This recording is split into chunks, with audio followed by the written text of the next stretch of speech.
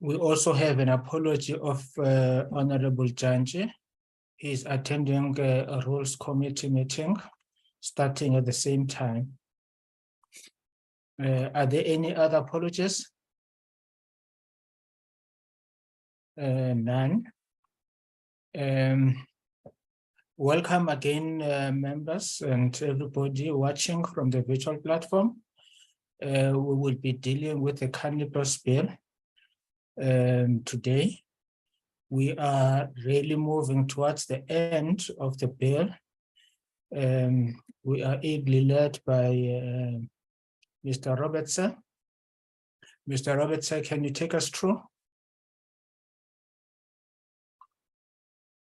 Thank you, Mr. Chairperson. Just share screen.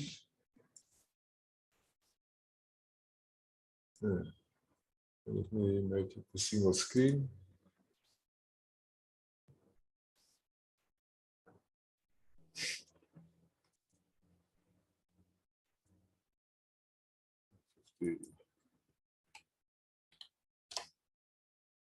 Okay. Can everybody see the slideshow? Yes, yes. Okay, I'll start. This is a clause that was inserted, I believe, the evening before our last meeting in early morning hours. And it is a provision, an enabling provision that has been introduced in the cannabis bill to facilitate commercialization, at least of the hemp facilities, hemp activities by way of regulations. It's quite an extensive clause or provision. I did redraft some of the provisions. I did indicate most of the amendments. It's only in respect of the proposed clause 10C,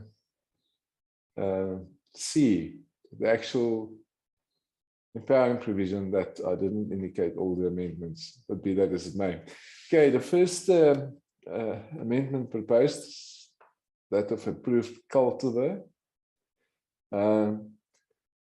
Previously, it was just left open to say it's implant prescribed by regulations. The interim, I did read through the Plant Improvement Act and also the current initiative that there is relating to hemp production. And I was splitting it up into provisions. The first one is now referring to the Plant Improvement Act. And it's, quote, the provision at the bottom. It's mainly that it must be on a environmental list, and it must be subject to a denomination, and then it can be sold. But obviously, I retain paragraph B, that is the previous one, just make provision for certain circumstances where it can in actually effect be prescribed by regulation. And this is by the Minister of Agriculture.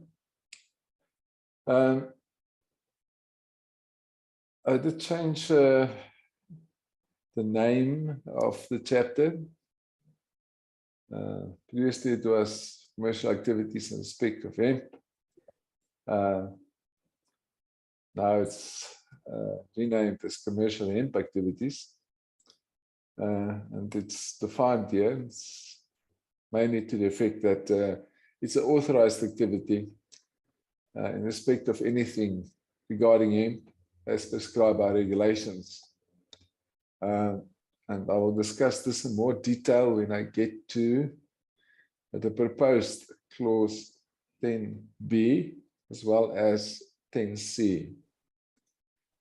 Concentration of THC, I changed that slightly.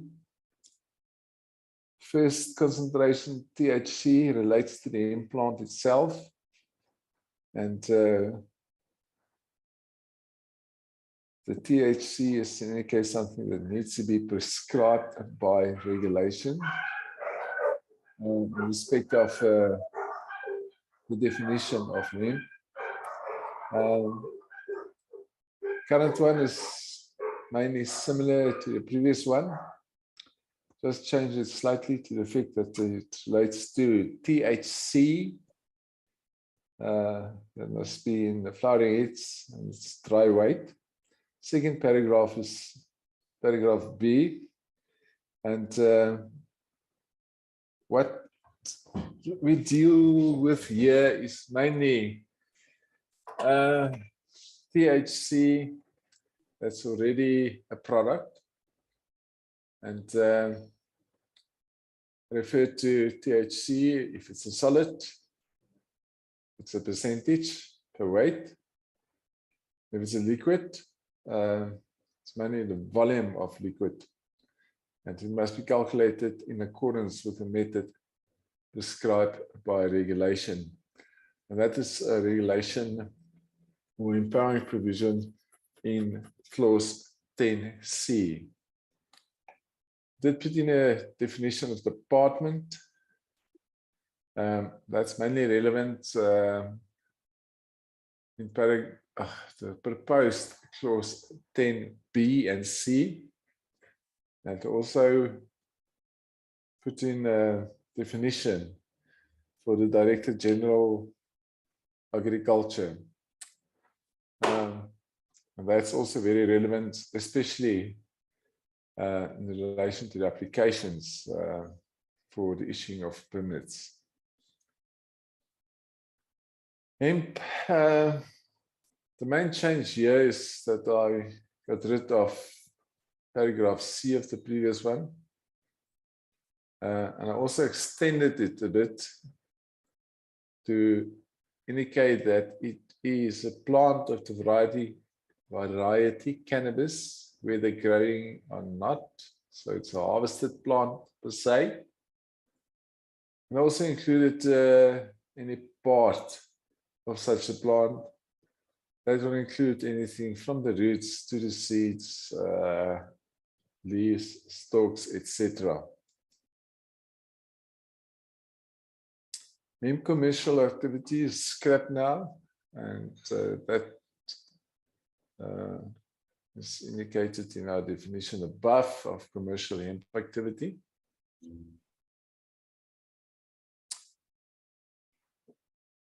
Sorry. Hemp products, it's just a small change. It's like previously what is included here was, amongst others, also the hemp plant itself that has been harvested. I think that's kind of an overkill. So in any case, a product, so it's something that's already derived from cannabis or hemp plant. And it's mainly the same, just add some additional descriptions by virtue of including seeds, fiber, herbs, oil, and CBD. Hemp seeds is redundant. That is as a result of mainly the definition of approved cultivar. Hemp plants are propagating materials, so it's not necessary to define hemp seeds. Propagating material is defined later, I'll discuss it there. The Medicines and Related Substance Act, I added it here. That's relevant. There's a new clause that's proposed to clarify the relationship between part 2 of chapter 2 and medicinal cannabis in terms of the Medicines and the Related Substances Act. So just to ensure that there's absolute clarity and that the Medicines Act has its own process, and industrial hemp is something else that's outside the Medicine and the Related Substances Act. new definition that is added is that of permit holder. I scrapped it here. I changed it slightly. Previously, I use the terminology license, and you can obtain a license. I scrapped that, just carry on. With the current practices that exist in DELRAD, namely that they issue permits. In terms of the Medicines Act, you get a license or a permit or authorization, but let's stick with permit. Plant Improvement Act definition is added here. It's relevant to the first definition. It's also relevant later on where we deal with the specific hemp activities that is authorized. And I do define propagating material here. That's relevant to the first definition I discussed. It's mainly that it's seeds, seedlings, plant material. It's mainly similar to cannabis cultivating material that is chapter 1. New definition is inserted, that of THC. I do refer here only to delta-9 tetrahydrocannabinol. I believe the international standard, or how they deal with this, is actually by converting THCA back to THC and then specify that per weight in respect of cannabis. But some countries, I think New Zealand is one, still deal with both substances, THCA and THC. Previously, there was a clause 10b that deal with commercial activities. That is, I scrapped that in the interim. And so we start again. 10b, commercial hemp activity should be something that's prescribed by the minister, and that's the Minister of Agriculture. And it's prescribed similar to a regulation. And he must authorize the activity as well as prescribe it. That's quite catchy. Okay, then I did indicate in the new sub 2 that if the Minister of Agriculture want to exercise commercial hemp activities by way of declaration as contemplated in sub 1, and it affects the area of responsibility of, amongst others, Minister of Trade and Industry, then the minister must make regulations in consultation with the cabinet member responsible for trade and industry. Obviously, it's like old history and legislation. If there's something that has got a financial implication and it is subordinate legislation, then the minister must make this in consultation with the cabinet member responsible for finance. And the third paragraph, paragraph C, if the minister wants to declare activities as commercial activities and it involves any other cabinet member or MEC, then you must also make the regulations in consultation with such cabinet member or MEC. I did leave out municipalities. I think that's usually the third structure that's usually involved here. I consider that later on. Then in sub clause 3, specify that the commercial activity may only be undertaken in terms of a permit. So, sorry, Mr. Roberts, before you move to 3, under C, why are you not specifying that an MEC is responsible for agriculture? Because an MEC in a province is an executive authority also. That's correct. I can specify it. MEC responsible for agriculture, but ipso facto that if you work with a consultation process, it's usually diverted to a provincial government and they pass it on to the appropriate member. But I'll look at that, and also I'll consider municipality as well, maybe. Sorry, I remember that. Okay, so commercial impact activity can only be conducted in terms of permit, that authorize the permit holder to undertake in accordance with the permit and the regulations the activities specified in a permit only in respect of approved cultivars. And that is quite relevant to the definition of approved cultivar, which will, if you work it back through all the definitions, amount to a cannabis plant that has got a THC level that's prescribed by regulation. And I left it open still, so the Minister of Agriculture can determine it. I must just indicate that currently what is prescribed is 0.2%. Sorry, Mr. Roberts, there's a hand, Honorable Yako.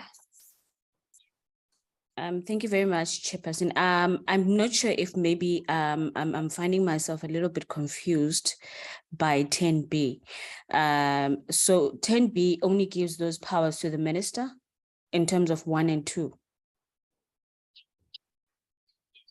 Obviously, except for the part of C. I'm not sure if maybe I'm falling behind or what, but I'm just curious because I know we've had issues with giving certain powers just to the minister, but I just want to understand what this one is. It specifically written for the minister and not the rest of cabinet in terms of parliament or in consultation with parliament. Okay. Thank you, Chair. I'm done. Yeah. Okay. Sorry, I can just maybe explain later on. It's usually not all regulations needs to go back to parliament. Subordinate legislation or notices, etc. But I do provide here that if you do whatever thing in respect of a permit or authorize whatever may be authorized, all that regulations must eventually be approved by Parliament. Yes. The issuing of a permit per se will take place in terms of these regulations that may be made in terms of 10C. So the permit or anything done in terms of that, or even the ultimate conditions thereof, that will never reach Parliament. If you look at the current list of how many people is cultivating cannabis, it will take a long time to review all that. And my submission is not necessary in this context to actually deal with the permit on a parliamentary level. It's something that's like a license. It's issued almost every day. Clause 4. Sorry, Mr. Roberts, Honorable Yako.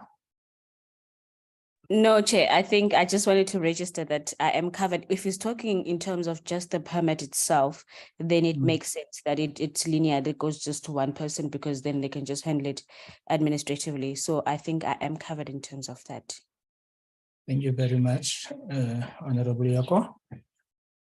You can proceed, Mr. Robertson. Thank you, Mr. Chairperson. Sorry. Fourth, subclause 4. There's a lot of legislation currently on the statute book that can actually be used to commercialize hemp. Most of them are actually listed here. So just to make sure that it's kind of a double approach, and to ensure that we actually do cover everything. There is a authorizing provision that the minister, and that's the Minister of Agriculture. Sorry, Mr. Robertson. Sorry, Mr. Robertson. Honorable Swart. Thank you, Chair. I just missed, and as I think there's a connection problem on my side. I just want Mr. Robertson to repeat, because what, in terms of the Plant Improvement Act, the minister can and is making regulations regarding commercial hemp, and permits are being issued. So, and I think what you're saying is it's a belts and braces approach. This gives the minister the discretion to make regulations concerning the commercialization of hemp. But my understanding is that it is already taking place in terms of the Plant Improvement Act and those regulations. I just need to understand then, is there a need for these clauses? Is it just in addition? Because I argued for the insertion of these, but maybe one's just got to consider, maybe it gives clarity in terms of this act, because the Plant Improvement Act does not necessarily, it covers all types of plants. Maybe I can just get a better understanding of that, of the linkage between the Plant Improvement Act and this Empowering Act, and the regulations that are already in terms of the Plant Improvement Act, and where permits are being issued. There's a lengthy process there. There's applications. So I just need your guidance there. Thank you, Chair. Thank you very much, Mr. Robertson. Thank you, Mr. Chairperson. Mr. Swart, if I look at current permits that can be issued in terms of Plant Improvement Act and the regulations, it covers basically everything, including the dealing in hemp. My question is, where's the empowering provision that authorizes actually dealing in hemp for industrial purposes? You will not find that in the Plant Improvement Act. In terms of the Plant Improvement Act, what is authorized is that I can distribute plants, cultivate plants, seeds, and propagating material for propagation purposes only. My submission is the regulations that has been issued is actually ultra-virus. It's not just me that thinks so, a lot of lawyers do as well. But insofar as it relates to something like propagating material, it's fully covered, no problem. The belts and braces approach here is just by including the Plant Improvement Act by way of reference. I think that's problematic. We may declare it applicable. I also do provide in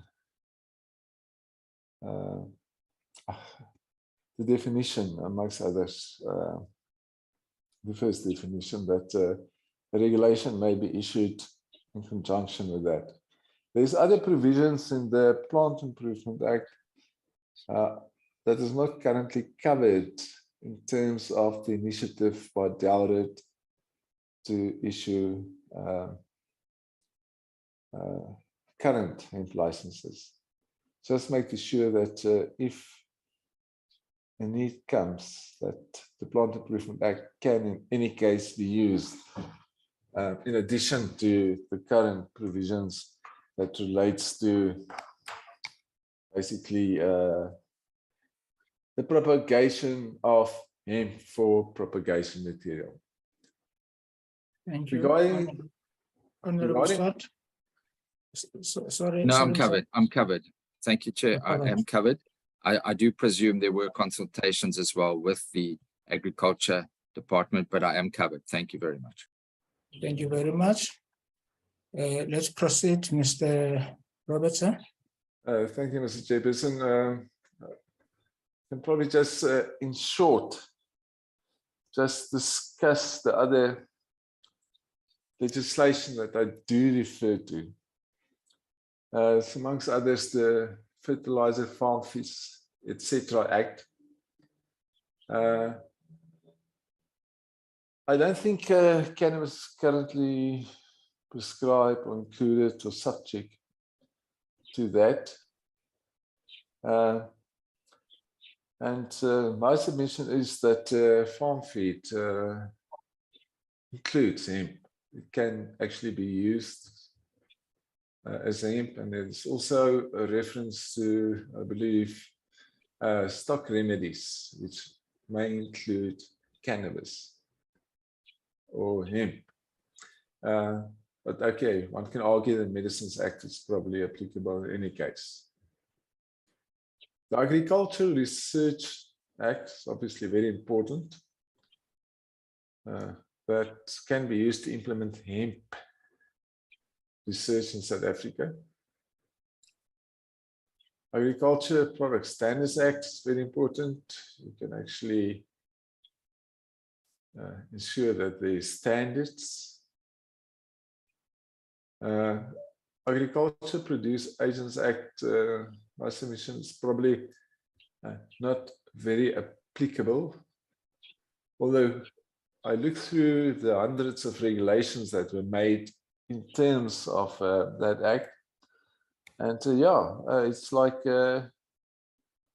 there's a lot of products that were prescribed that is kind of quite similar to cannabis.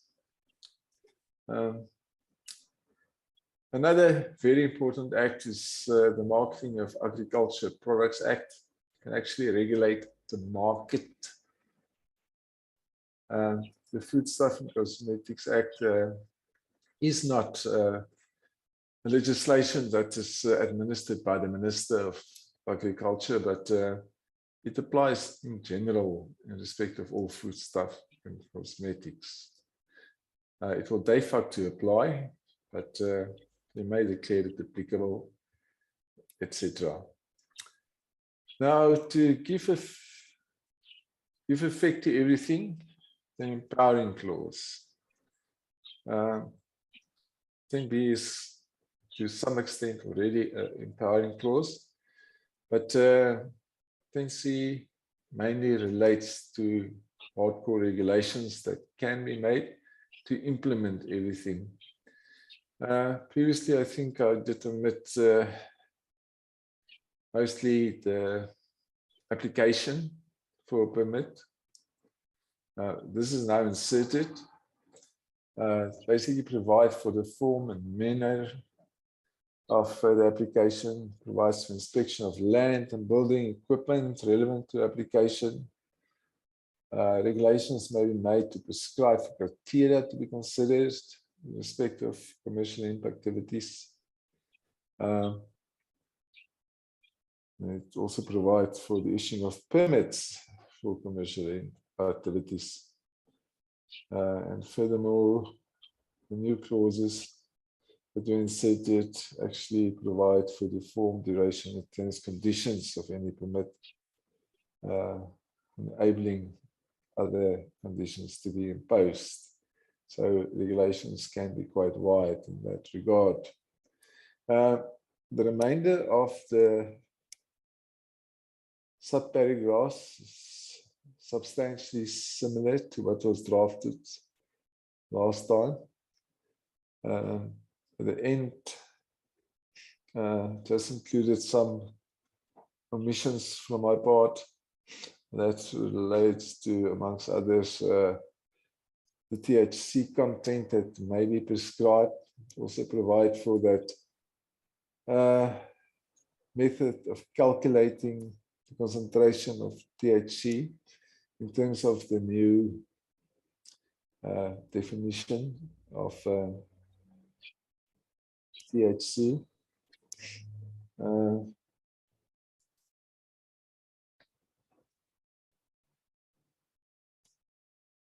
That is basically same as the previous one. Previously it was sub clause 2 and 3, just changed it back to 2 and 3. And I did change something else. It's like previously just led to a fine or to imprisonment of 12 months. If you calculate it in accordance with the Adjustment of Fines Act, it will be 40,000 rand for 12 months. I changed that, make it 100,000 rand. This is usually quite big industries. It's legal personas. So your period of imprisonment is actually worthless. So jacked it up to a fine of 100,000 rand. You can never send, well, you can rarely send a legal persona to prison. A new clause that is inserted is basically this. I think I did discuss it previously, to clarify the operation of Part 2 vis-a-vis the Medicines Control Act. I do clearly stipulate that Part 2 of this chapter does not apply to any activity in respect of cannabis that is regulated in terms of the Medicines and the Related Substances Control Act.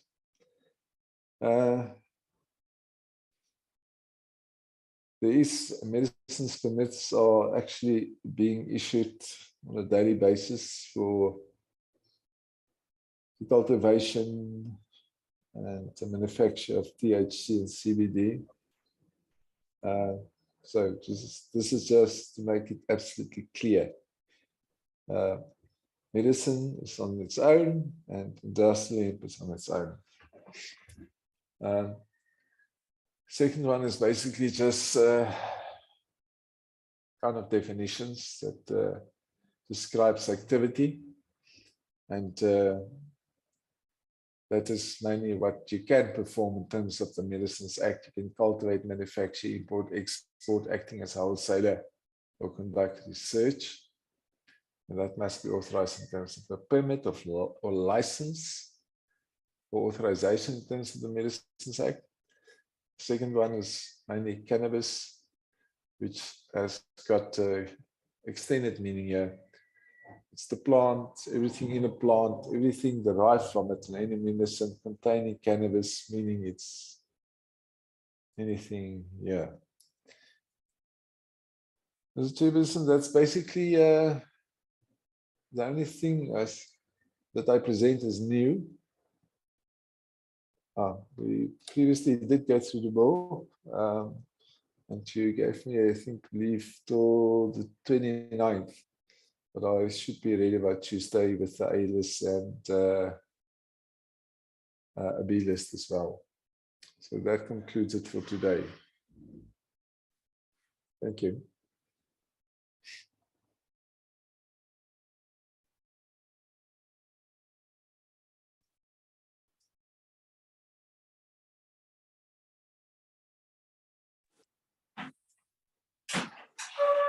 Chair.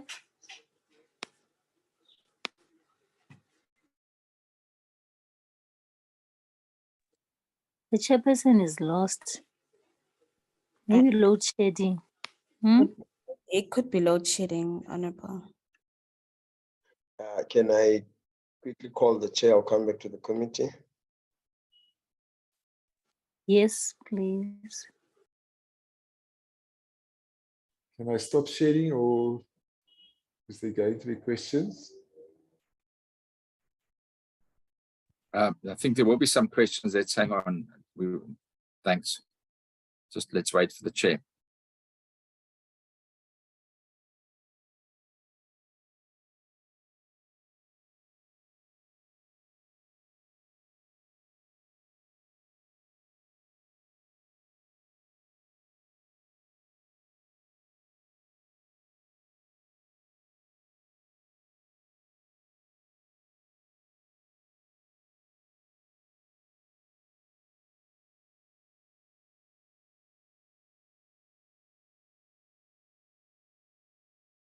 Sorry, I was out.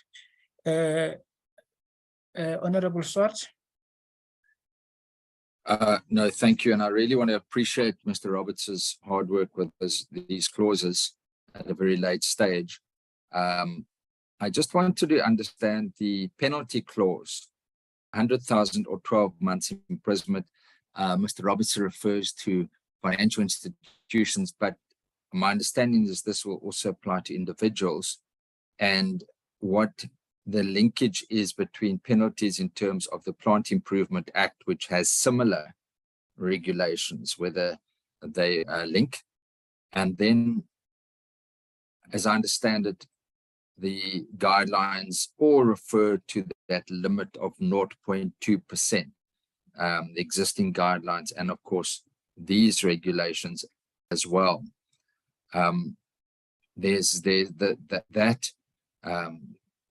We've debated that in the past. I do understand that as well, that limitation.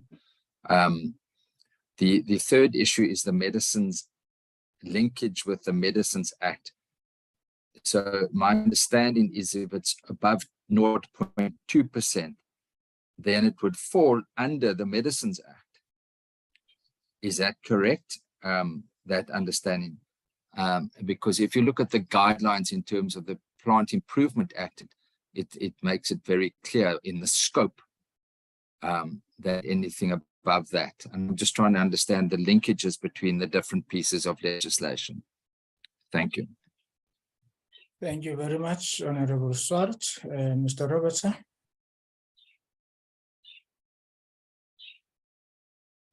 Swart, sorry, I got also a kind of a blackout on my side. Now let's start with the last one. In terms of the Medicines Act, in Schedule 6, percentage that's prescribed there is extremely low. It's something like everything above 0.01% for human consumption. If it's THC or plant material, will be regulated in terms of the Medicines Act. And if it's for basically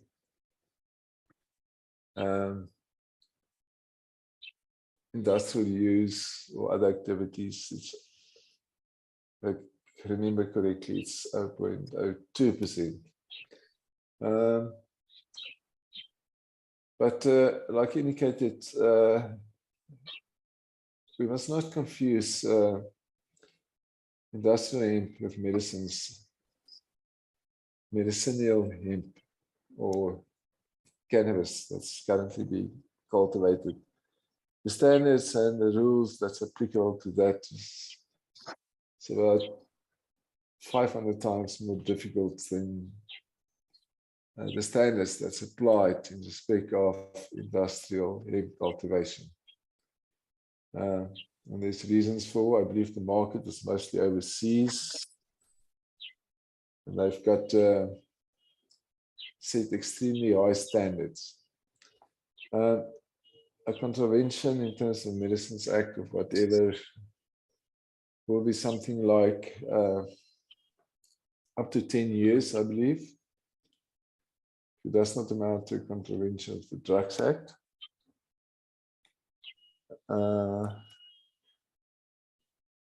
Mrs. Spark, can you just remind me the previous question or questions? Yes, I just asked about the penalty clause of that has been inserted here, the 100,000 or 12 months.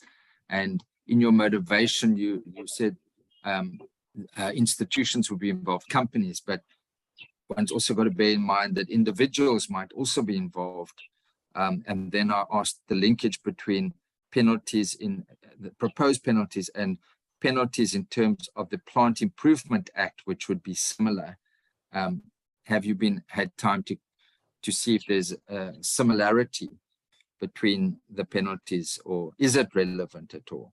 Because I'm just wondering where we did express concerns about the penalty provisions in the bill. They have been reduced slightly. Now we've got a new penalty clause here that is applicable. We just need to understand the provision. Maybe just show us that penalty clause again. Is it a fine, or it's a fine or imprisonment? Yeah. So fine, but I'm just thinking of the amount, and I just wanted to get a motivation for that again. Thank you. Thank you very much, Honorable Swart. Okay, yeah, thank you, Mr. Chairperson. I believe previously, even the current other part of the bill that actually deal with recreational cannabis, it was scaled down substantially. And what was considered in terms of to reduce it, amongst others, the current fine system that applies in terms of relevant alcohol legislation. I think I did try to bring Chapter 1 more or less in line with the dispensation that applies to alcohol, to criminal dispensation. This is what I did look through the Plant Improvement Act. It's quite hastily, but I believe the penalties that is provided for, there's something to the effect of, if I remember correctly, it's 12 months or 2 years or a fine. And I don't think there's any specific fine prescribed. My motivation why I increased it to an amount of 100,000 rand is that to a large extent it's mainly businesses that is involved here. If it's a legal personnel, you will probably never send somebody to prison. I think in terms of the Criminal Procedure Act, there's a provision that says that you must impose a fine. It's only really exceptional circumstances that you will send the director of a company to imprisonment. So it's mainly to cater for that. Sure, I can't remember what's the fines in terms of the alcohol legislation, but it was also quite high. If it's individual that... Mr. Roberts, don't you think that maybe you should be giving some discretion to the court in respect of fines by saying not exceeding 100,000 rands, as we have done with the imprisonment? Because I think in your mind, fine. Yes, because I think in your mind, maybe you might be thinking of medium-sized to big companies. But I think as we start with the commercialization, there might be people who might register PTY LTDs and start trading, but they might not be in a position even to afford 100,000 rand fine.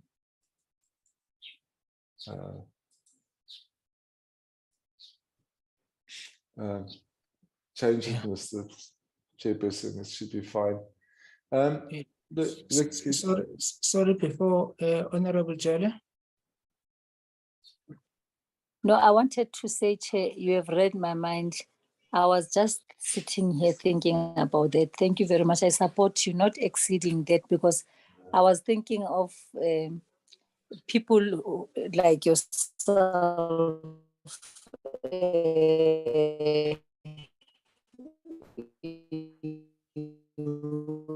The network is bad. Yes, as you indicated that some people would, that amount. Hello, Chair. Yes, You don't hear me? Yeah, we can hear you now. No, it's fine. I was just supporting you, Chair, on that view. I'm saying it's you have read my mind, and I Okay. really support you on that one. Thank you, Chair. Thank you very much. You can proceed, Mr. Dupree. Sorry, Mr. Roberts. I'm thinking about tomorrow now, Oh, sorry. about Friday. Mr. Swart, I can probably not take it further. It's like Yes, so Honorable Swart, are you covered now? Yes, Chair, Chair. if I can Thank you. come back to, if I can come back again. Honorable Jolly? Yes, I think I was also thinking about this. Remember, we are now discussing the issue of our prisoners, Chair, the overload there. I think even this one of 12 months, I'm not sure if maybe I was going to be unreasonable if maybe we can look into that one, because remember, we still have people who still struggle. If they happen to arrest you and you don't even have money, but you are just starting, so is this not going to put a load also on our overcrowding of because it's about it's about commercial, Chair. I'm saying in terms of also the 12 months that we have put that or to imprisonment for a period of not exceeding 12 months. Can't we start 6? Thank you, Chair. Thank you.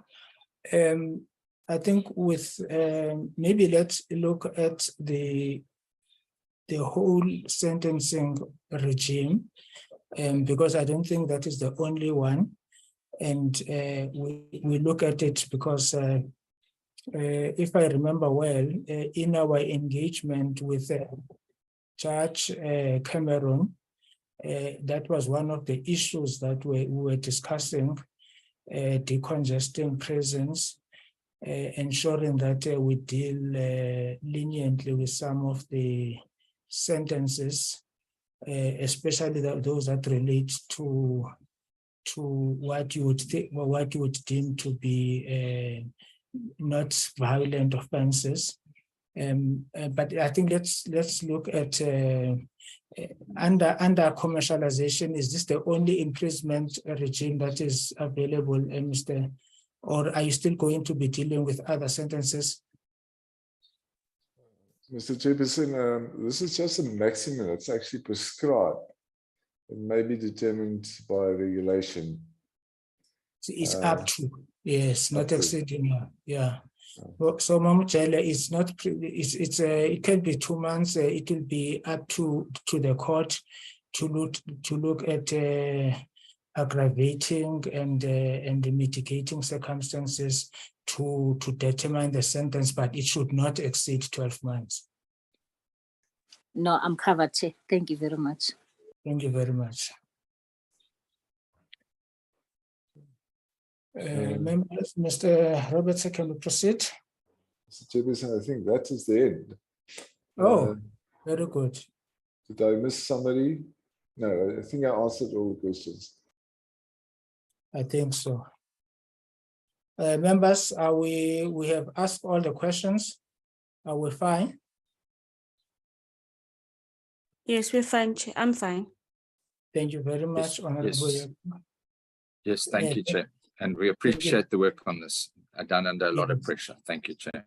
Yes, no, I think Mr. Roberts, Mr. Dupree, the committee will recommend that they be given senior counsel status. Amen. Yeah, to be called Sarah Roberts SC. Thank you, Uh, Mr. Chair. So, Mr. Roberts, what is next? Mr. Chairperson, your A list and B list ready next week sometime. Currently dealing with other constitutional legislation, so I'm actually split between this and surveillance bill, but it will be ready next week. It's fine. Next week. What is the next date available, Committee Secretary?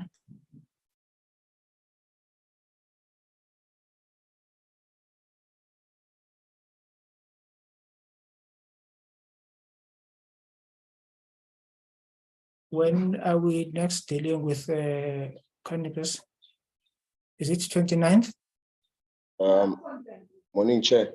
Yes, Chair, Yeah. we had the 29th in mind, Chair. The last time. Okay. Okay, thank you very much. Dr. Rose? Thank you, Chair. Good morning, Chair. Good morning, members. Apologies for my for me interrupting at this stage, Chair. Also, apologies if I cough. I have a bit of flu. Chair, I would just like to ask the committee's indulgence to allow us some time to actually look at this. In the previous meeting, there was a commitment that there would be consultation between the department and legal services and Ms. Silkstone. We have not seen these provisions up until this morning when it was presented now. And up until last night, actually, I thought we would only be considering such proposals in the meeting of the 29th. Chair, due to the fact that unfortunately our office is vastly understaffed, I have commitments for the rest of the week with litigation and other legislation as well.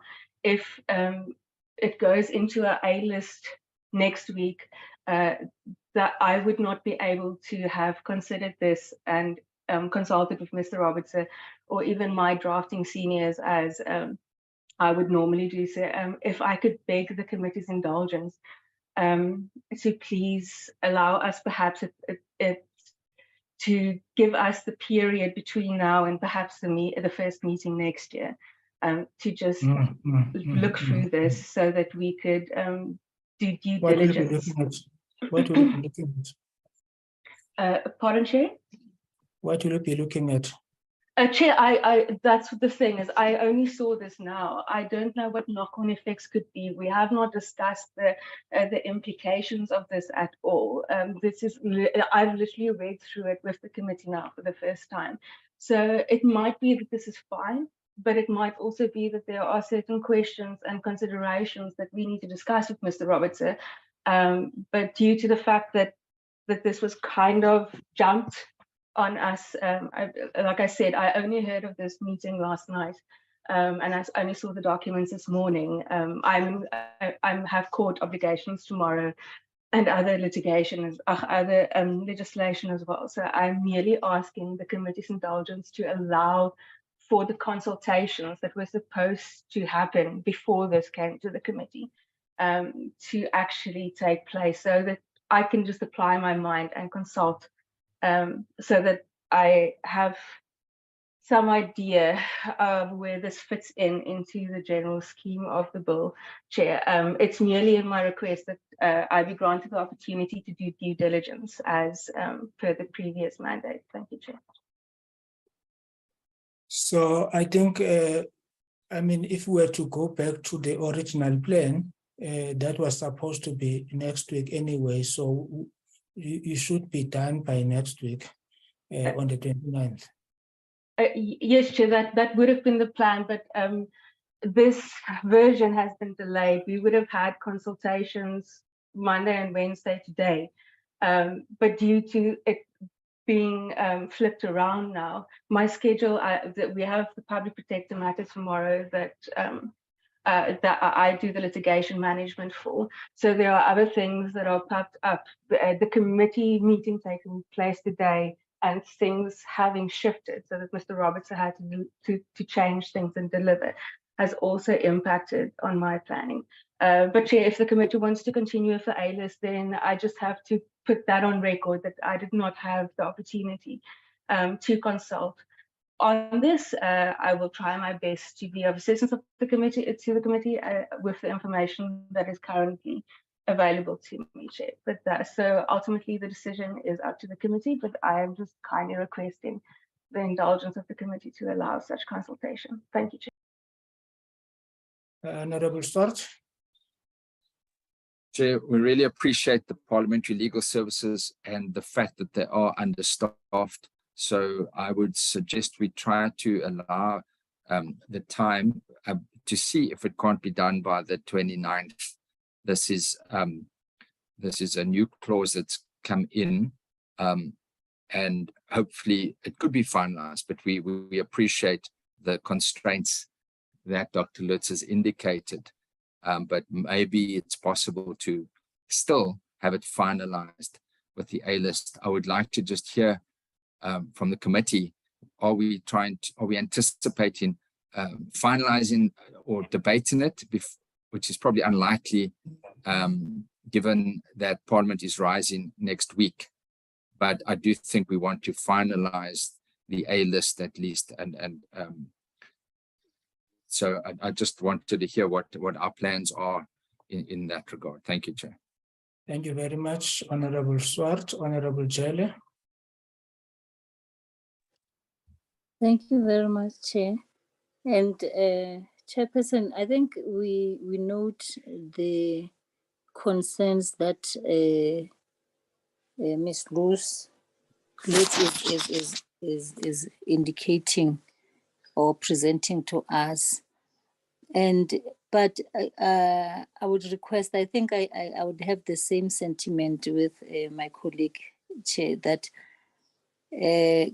can it be possible that she finds space? You know, sometimes we work until late, particularly on issues of such importance, because this is also putting pressure on the committee. There are other bills that we need to finish. So we had hoped that we are done with this, and it is just moving for lack of better words, we're able to concentrate on others.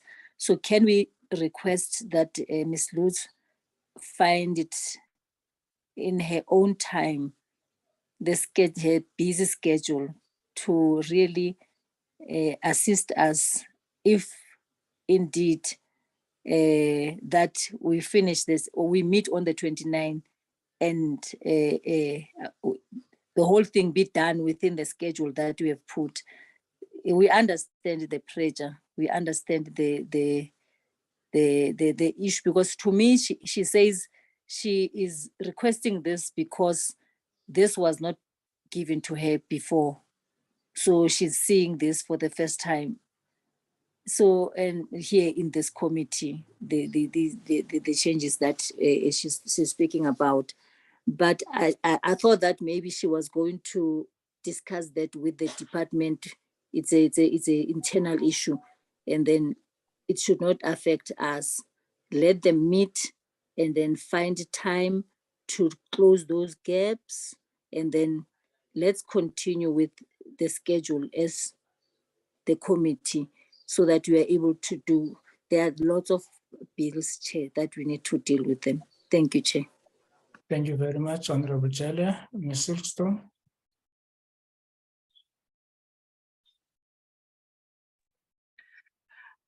Yeah, I just wanted to also raise my concern about I just want to raise my concern about how these new provisions will fit into the whole scheme of things. So I think that I understand that we want to get to a point where we have a sense of a more final kind of bill, but it's possible that next week we won't be, I mean, from a sort of support staff point of view, we'll still need to basically go through and check the A list and the B list and so on. But I am concerned because there are things. I mean, I had a read through as well this morning, and I have process issues that I'm concerned about. And there's a lot of stuff that needs to go and be checked, and it's quite time consuming. It's not about not finding the time or making space. I mean, we always do that. We always put our parliamentary work first. It's just that we don't want to have the committee sitting with a bill that's not 100% up to the standards that our committee is known for. So we're just a little concerned from that point of view. But I mean, obviously, we will always do what we need to do to try and get the committee where it wants to be. So what are those process issues? Chair, before she comes in, sorry, and also the concerns, maybe if they can fill us also with the concerns.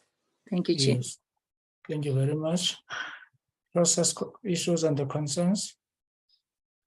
Well, unfortunately, we need to go back and double check, but we are raising stuff that it may, I mean, there's the one thing we need to double check to see that we're not raising something new that needs the committee to take it back to the House for further, for permission and so on. So that would be one of my concerns. It might not be my big concern, but that would need to be a thing. And then all, I mean, just having a look at all the provisions, making sure that they fit within the scheme of the bill as a whole. So, I mean, one of the issues you raised was around the sentencing. We'd have to look at the sentencing thing, and then is it coherent with the body of the bill, and so on and so forth. So it's not. I don't know if it's big or if it's small, but we haven't really had an opportunity to really go and have a look at the bill as a whole. And see how it is working, whether this actually pushes it into some different space that we need to then intervene and do and deal with. But yeah, I don't know. I mean, my concerns may not be valid. This is just my initial thoughts reading through this morning. Thank you. Honorable Chair, is it a new hand or an old hand? It's a new hand, Chair. I feel, I don't know. Yes, thank you, Chair. With the experience that we have been talking about of Mr. Dupree's and the team, Chair, it really makes me think otherwise now, that can we have really the concerns that can take the team up to next year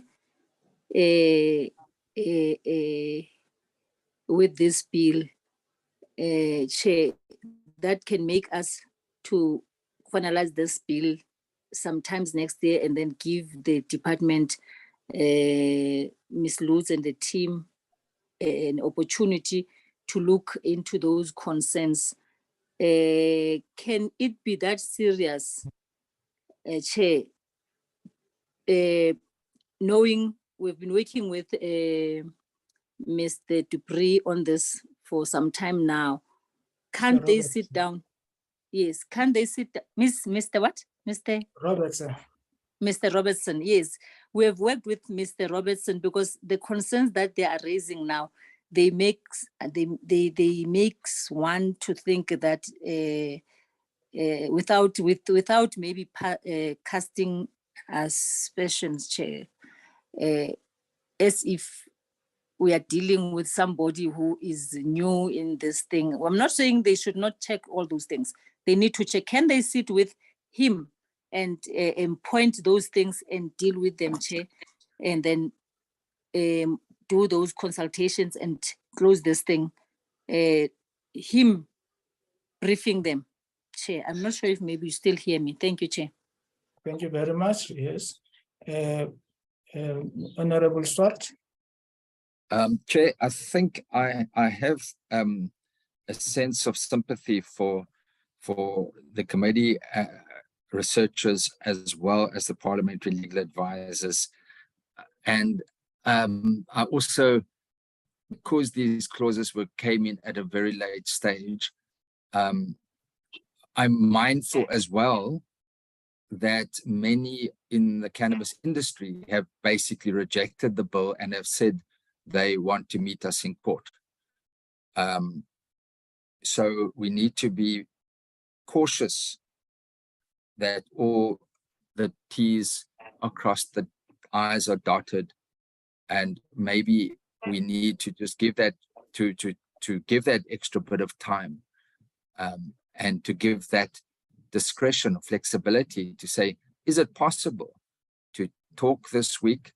But if not, we need the assurance that everything is in order, given the fact that this matter could be taken back to be tested in court, and given the fact that we as a committee may need to make sure that all our legislation is constitutionally compliant.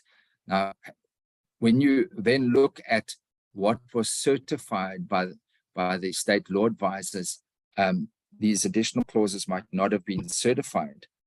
So I would like to find a way that we have the assurance that they have enough time. And maybe we should just say, well, let's see what happens by the 29th. Come back and tell us, have you been able to do what is required? If not, we need to reassess. Maybe that's the way to approach it. Thank you, Chair. Thank you, Honorable Horn. Yes, thank you, Chair. I also agree that of course, while we are at what we see as the end of the process, and that we dearly would want to now start dealing with an A and a B list, that we in the process must not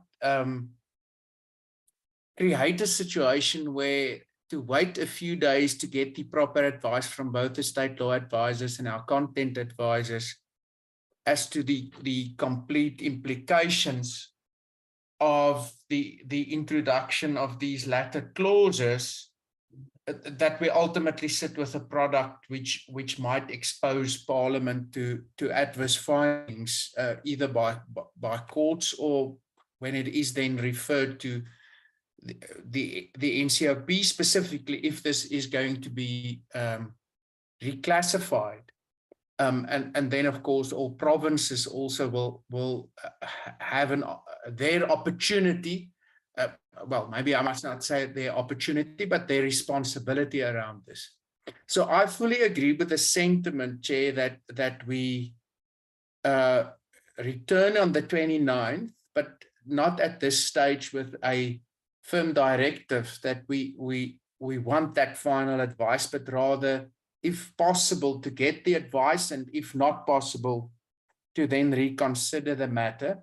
I am specifically, after Christine's input, of the view that we should carefully consider, when we took this to the House initially to broaden the scope of the bill, whether what is now contained in the bill is properly covered by that resolution. So yeah, that is my input. In respect of the public statements to the effect that this bill is rejected and will be the topic of an attack, of course, in a constitutional democracy like ours, that's well within the rights of anyone who feels aggrieved by the content of the bill. Our job was also always a difficult one, in the sense that it was strictly informed by a court judgment which directed Parliament to enable the private use of cannabis lawfully, and then because of pressures, other pressures, social as well as economic pressures, as well as maybe even some political pressure, in the sense that there has been announcements by the government of the day that we are to allow for and enable commercial activities around cannabis. This has taken on a whole new life of its own, and that ultimately must inform us to be very guarded about the final product. And in that sense, I strongly advocate that we give opportunity to those who must advise to also advise us as Parliament. Thank you, Chair. Thank you very much, Honorable Chair. Is that an old hand or a new hand? Chair, I think it was an old hand, but I was going to request that, I don't know if maybe we can also get some comment from Mr. Dupree, Mr. Robertson on this. I don't know, Chair. I don't know. Maybe I'm taking it far. Thank you. Yeah, no, let's do like this. Firstly, let me express my concern that even if you are to argue that the date was brought forward because of the workshop that could not take place, and we still need to explain after this deliberations about the workshop. But what is of concern to me is that today it's Wednesday, and not all parties have seen the bill, which means even if we had stuck to the 29th, by today, they would not have met. Not all parties would have seen the bill, so they would not have started. That is the problem. For me, that is the problem. Because when we said that they need to meet, we're not expecting them that they would meet a day before, or we're saying that there should be a meaningful engagement amongst the three of them, that is Dr. Lords, Ms. Christie, Ms. Silkstone, and Mr. Robertson. But now it's Wednesday, they have not met. Now, I think what we need to do, we cannot just give them a blanket extension of next year. It would not be. I think the consensus is that between now and Monday, they must make sure that they do meet. There is a meaningful engagement amongst them. So we will meet on Tuesday and we will take it from there. But the meeting of Tuesday needs to proceed because from the committee side, we know that next year there are quite a number of other bills, and it will be the only year that we have, 2024, we don't count that 2024, is an election year. So whatever we need to wrap up as the committee for the term needs to be done next year. Already we have the 12 months that was granted by the Constitutional Court.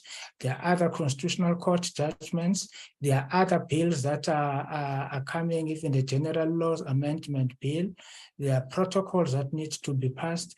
There are oversight issues that needs to be done. So, and we will still have the hate crime, hate speech bill. So even on our side, there is no time. So what I would suggest we do is that this needs to proceed.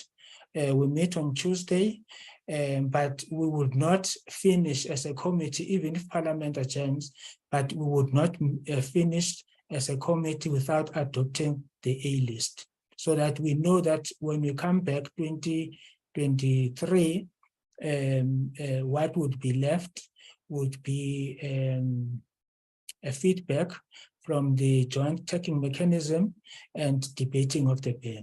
So let's impose some time limits to ourselves to ensure that some of these things are done without compromising the quality of the bill and of processes. But next week, let's meet and we assess where we will be. But it will be important that there is a meaningful engagement between the committee, parliamentary legal advisors, and the department.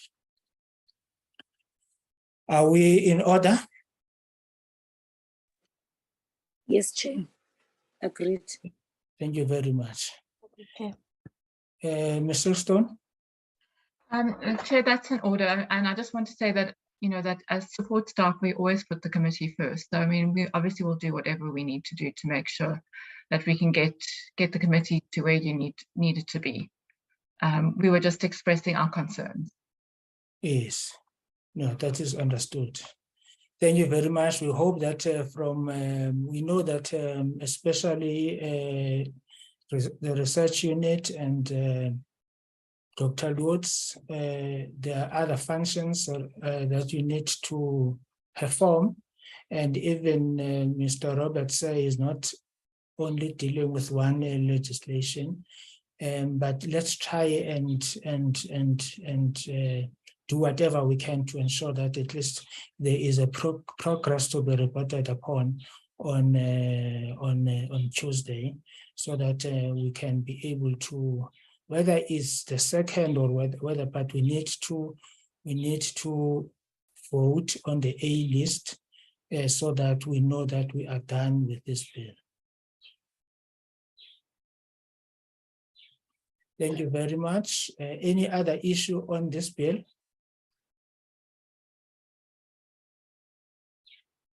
None. Two issues on my side.